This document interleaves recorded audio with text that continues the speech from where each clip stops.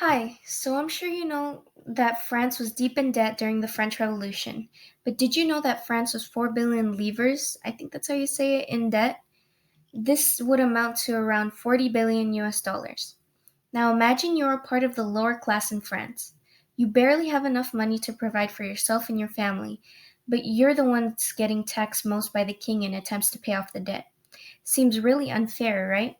Having to deal with a ton of taxes and having a king who pretty much does whatever he wants that's going to benefit him and the rest of the upper class. This is exactly how life was during the French Revolution.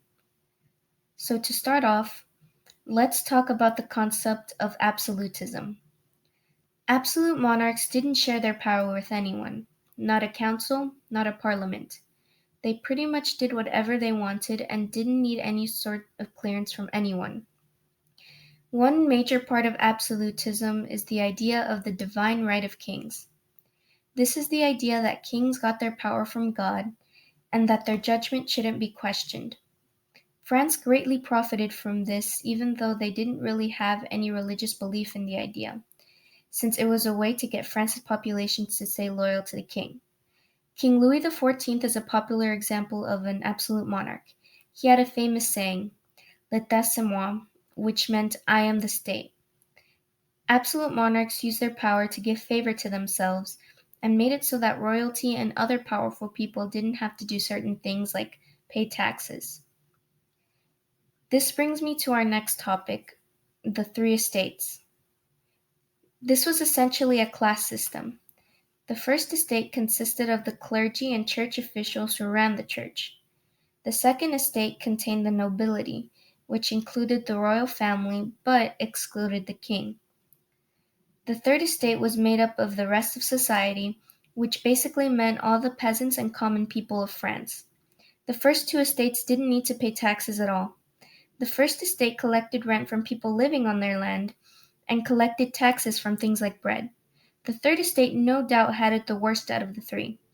As I've stated, the people in this estate were the ones who needed to pay the most taxes, but they were also the most poor people out of the three estates. Their tax rate just kept on growing as France grew deeper into debt. And finally, my last topic, France's financial crisis. During the Seven Years' War, which started in 1754, France was already in financial trouble, and King Louis XV couldn't deal with it, and he only increased the debt France was in as the war went on. This was only worsened by French royalty spending large sums of money in order to maintain their luxurious lifestyle. Another factor that led France into more debt was their part in the American Revolution. Since France was enemies with Great Britain, they supported the colonists throughout the entire American Revolution. Throughout this event, France sent troops, ships, and money to the Americans. By the late 1780s, France was close to bankruptcy. As you can imagine, all these resources cost a lot of money. Jacques Necker, the finance minister appointed by King Louis XVI, had the idea by putting tax on all properties as a new source of revenue. This meant that the first and second estate would need to start paying taxes, and as you might expect, they were very much against this idea. And there you have it. Absolutism meant that monarchs didn't share their power with anyone and justified it using the divine right of kings. The three estates was a class system that greatly favored the upper class and had the lower class pay all the taxes.